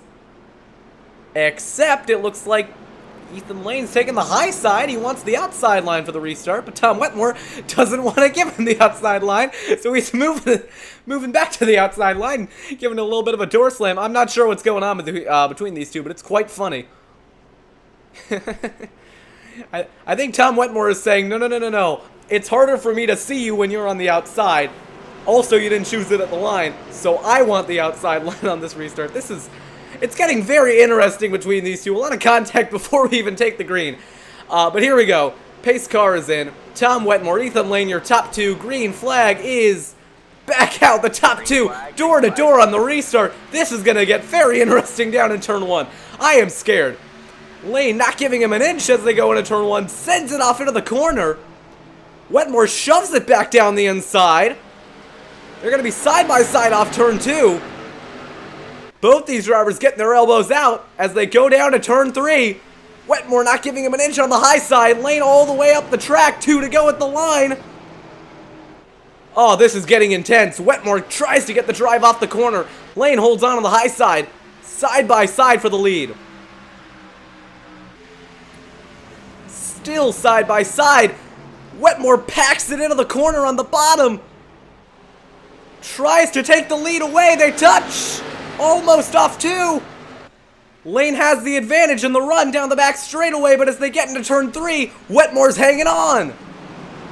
He's gonna pack it into the corner. He's got to get his elbows out now. No more tire saving. It's a flat out run to the finish from here. Side by side off turn 4. White flag. 1 lap to go. 3 wide for the lead. Here comes Jacob Fife on the bottom. They all drive it off into turn 1. Fife on the low line. That's going to put Lane and Wetmore into a box as they come out of turn 2. Side by side for second. Wetmore has the advantage. What's going to happen in turn 3? Nobody knows. Wetmore holds on for now. Lane to the high side. Patton on the apron. Here they come off turn 4. Tom Wetmore is going to hang on. He's going to claim his 3rd win of the season. It's Wetmore and Loudon. What a race to the finish. Well, these two are not happy with each other. Lane slams Wetmore into the wall. He turns him past the line. Gets collected by Brad Patton. Wetmore's getting body slammed. No one is happy with anybody. Oh, he gets turned again. What a disaster past the finish line. But what a race to the finish that was. Tom Wetmore hangs on. Win number 3 on the season. And that was some incredible stuff between the leaders. Another race, another incredible finish in the Integrity Racing League. Tom Wetmore, win number 3 on the season. He was locked into the playoffs already, but these are going to be some handy bonus points to help him out in his championship hunt. Ethan Lane comes up just short in 2nd, and despite a bold move by Jacob Fife on the last lap, he was not able to get any higher than 3rd. Tom Wetmore wins again. What a race, man. That was incredible. So another victory for Tom Wetmore on the season. It's been a very successful season so far, and he's going to burn it down here on the front straightaway at the New Hampshire Motor Speedway. Well done, Tom Wetmore.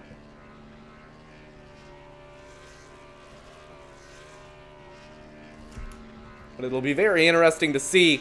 It'll be very interesting to talk to both him and Ethan Lane in their post-race interviews, because I'm not sure if that was some genuine displeasure between the two or if it was just a bit of a playful, hard racing, you got me, I'm going to turn you past the line and I'll get you next time type thing.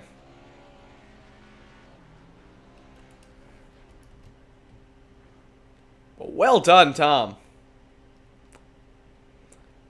By the way, I believe that is the 2nd time that him and Ethan Lane have gone at it for a race win here in the Integrity Racing League. We saw it at Martinsville. We saw it again today.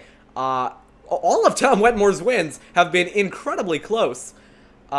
His win in Dover was hotly contested with Nick Tarbuck, and today his win hotly contested with Ethan Lane. Let's go and bring up the man of the hour, Tom Wetmore. Tom, Jonathan Oates, TMG broadcast booth. You've got it done again. 3rd win of the season, but that did not look easy. Talk us through your battle with Ethan Lane there.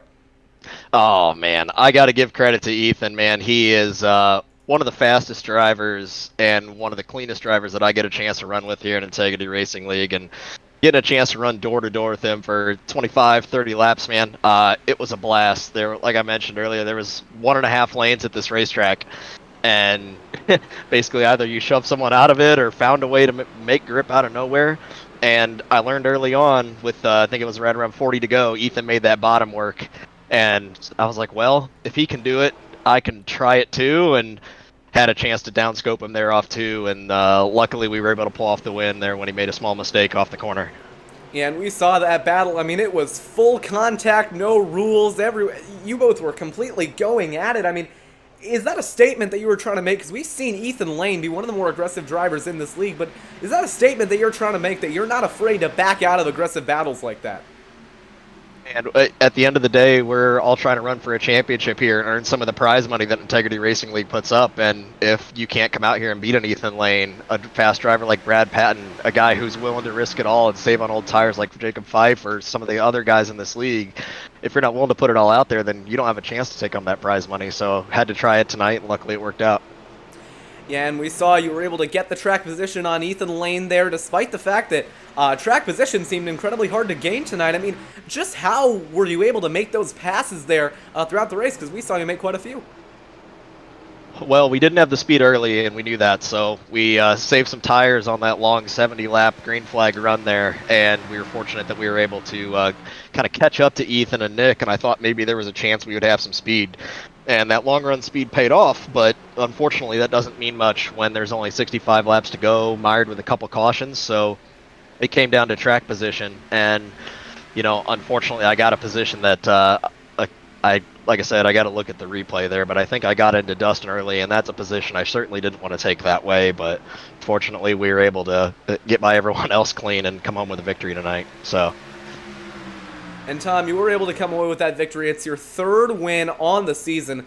Despite a couple of bad races, a couple of weeks in a row, you were able to come back tonight. You came out here, you got a win at a track that's very similar to the one that we're going at for the finale, I believe in September, around November. So, I mean, are you kind of proving that you're one of the drivers to be reckoned with if you want to win this championship? Or just how do you think your championship chances are now with not that many races to go until the playoffs?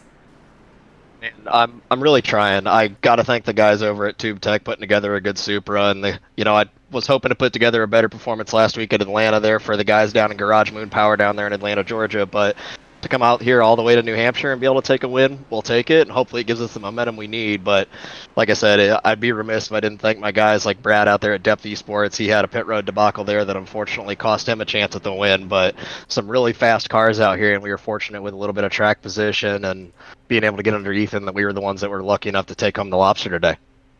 Yeah, Tom, incredible performance out there. Great battle between you and Ethan. It was awesome to watch up here in the booth. We're going to go ahead and send you back. Thanks, Jonathan. Have a great night, guys. And thanks to all the fans. You too, Tom. And that was Tom Wetmore, race winner here in Loudon. But now we get to see the other side of the story. Ethan, it's Jonathan Oates, TMG broadcast booth. You got a copy? Yeah, we got you. Well, that was an incredible battle there throughout the last couple of laps with Tom Wetmore. Full contact, getting your elbows out. It was some great stuff. But in the end, you were the one that came out second best. Walk us through your perspective of that battle there throughout the last couple of laps. We just couldn't run the top on fresh tires. Top had pretty much virtually no grip all race. Usually that middle to like bottom group kind of had all the grip. And once Tom got under me, I knew like it'd take like 5 laps for me to get clear if I wanted to like get back below him. But we had to fight hard those last 3 laps to try to like keep the lead, and just came up short. But even though you came up short, it was still a very impressive second-place run. A lot of laps led, and I think you're starting to show with a lot of these strong performances that you're one of the drivers that everyone else is going to need to watch out for come playoff time. So, Ethan, how do you think about your championship chances with only a couple of races to go until the playoffs? It's all playoff points now. We lost out to 2 of them tonight to Dustin. Sucks for him. He definitely had this race won if he didn't get turned by Tom. It's unfortunate. It was racing. Tom got a little loose, I think, on the entry to 1. But I think we have like 3 races left before the playoffs, I think. But we're looking good. I think we go to Darlington next, so that's one of my like favorite racetracks. Our home race, actually. So looking to come out there on top. Yeah, and Ethan, we've seen throughout the season you're one of the most aggressive drivers. We saw it here tonight. Not afraid to make a little contact. Is that a style of racing that you enjoy, partaking in, or would you wish that everyone else is a little cleaner and you more just do it to make a statement? No, it was fun. Me and Tom were able to like beat and bang. I'm sure it looked good for everyone watching. It's not often you can do that on iRacing with how their net code is or whatever, but we somehow made it work. Just wish we could have came out on top tonight. And Ethan, despite not coming out on top, still a very strong second-place finish. Anyone that you would like to thank for the result? Y'all for putting on the broadcast and Dov for putting on the league. Again, it's sucks to see Dustin, though, taken out early. All right, well, thank you for joining us, Ethan. Congratulations on your second-place finish. I'm going to go ahead and send you back. Oh, and he went back himself. Thank you, Ethan, very much. And next up, Jacob Fife. He thought about making that 3-wide move on the last lap and maybe could have had a shot at it. Let's go ahead and talk to him now. Jacob, Jonathan Oates, TMG broadcast booth. You got a copy? Yeah, Jonathan, how's it going, man? It's going great up here. Just enjoyed some incredible racing, and you sent it 3 wide there on the last lap. A bold move to try and take away the win. You got a front row seat to that battle between Ethan and Tom throughout the last couple of laps. Talk us through your perspective at the end of that race. Yeah, there's definitely a lot going on. I mean, with like 40 to go or whatever, I was hoping to get a green flag run because they battled so hard at the early portion of that one of those runs there that I was hoping they'd burn their stuff off. And I was going to be in prime position to try to take advantage of that. But when it got down to the end, we had those cautions. The lower lanes worked a lot better than they usually have in the past here at New Hampshire. So try to use that to my advantage. And, normally I probably wouldn't do that because we just all slide up into lane 3 and wreck. But it's able to stick tonight. So I gave it a shot and held my line, and we survived, which is the most important part. But definitely, at least give them something to think about. And Jacob, this is now the second week in a row that you're up in the booth. You got a first place finish last time out at Atlanta. You backed it up with a third place here tonight. You're proving to me one of the most consistent drivers in the league. How do you fancy your playoff chances as we get closer to those in the fall?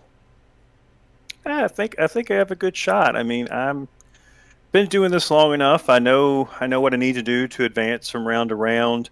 The tracks we go to, the way it's set up in the playoffs, there's at least one track in each round that I feel like I excel at. So that gives me a chance to go far.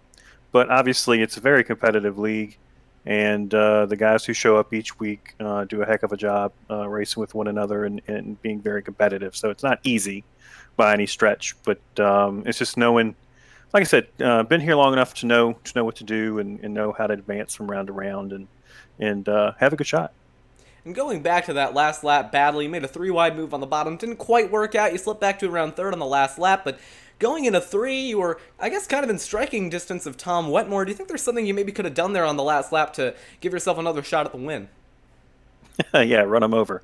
That's about. Hey, it would have worked. It would have worked. Yeah, it took both of them out at the same time. No, I've.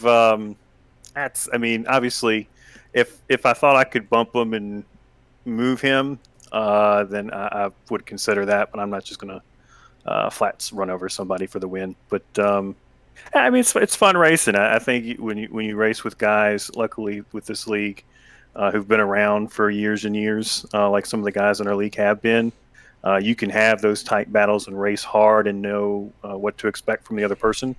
So that's a really good thing to have in a league like this, that you don't get as much unofficial anymore. So when you have situations like that and you don't do the obvious thing like run them over, that kind of lends itself to better racing overall through the course of the season, and you don't want to have that reputation anyway. So we'll get him next time. And lastly, like we talked about, it's your second top 3 in a row. A lot of consistent runs here lately and a good showing tonight. Anyone that you'd like to thank for the result? Yeah, well, I definitely want to thank the guys in the booth. Thank Don for running things, everybody showing up. We were missing one tonight with Alec. We wish he was here. So if he's listening, hey, Alec, we're thinking of you. And just ready to have a week off, and then we'll get back at it at Darlington in a couple weeks.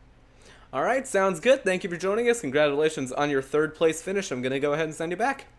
Yeah, man. Have a good one. You too. And that was third place finisher Jacob Fife. Came up 2 spots short of a win. I guess, yeah, you could have ran over the leaders, then hey, that would have gotten it done. But still a very strong showing for him, backing up his win last week in Atlanta. And that's going to do it. Another exciting day of Integrity Racing League action.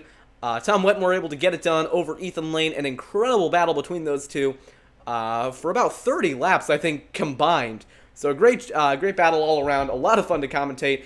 We got a week off for the Integrity Racing League next week, and then we'll be back in 2 weeks' time from Darlington. That'll be the second Darlington race on the season. Should be a good one. That track, low grip, lots of slipping and sliding. Should be a lot of fun. Hope you'll join us in 2 weeks' time. But other than that, that's going to do it for tonight's broadcast. So thank you all for joining us tonight. This has been the TMG Racing Network. I've been Jonathan Oates, signing out. I will see you all in 2 weeks' time. That's a lie. I'll actually see you all on Friday on twitch.tv/superspeedway for the Rod Car race, followed by double SRX. But that's going to do it for the Integrity Racing League for 2 weeks. We will see you all at New Hampshire. Goodbye.